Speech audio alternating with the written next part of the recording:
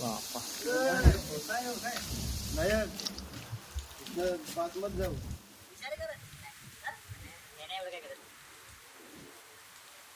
नमस्कार मित्रांनो, आपल्याला मी माझ्या कंपनीतच साप निघालेला आणि डिक्कीमध्ये होता. तर तुम्ही व्हिडिओमध्ये बघितलं असेल का कुठं होता तो डिक्कीमध्ये.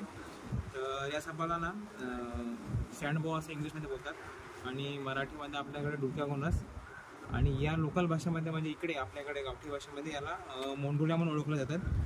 तर ह्याला सगळे बोलतात का हा विषारी खूप विषारी असतो, पण हा पूर्णपणे बिनविषारी. याला ते मी जेवढे पण लोक होते त्यांना सगळ्यांना सांगतोय का हा बिनविषारी, पण कोण मानतच नाही. ते बोलतात का विषारी पण त्यांना नीट सांगितलं का हा सँड बोवा म्हणजे डुक्याकोनस आहे.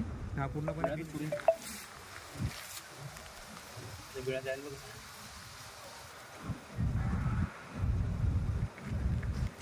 त्याला बीळ भेटलाय, ते बिळातच सोडू आपण त्याला आता.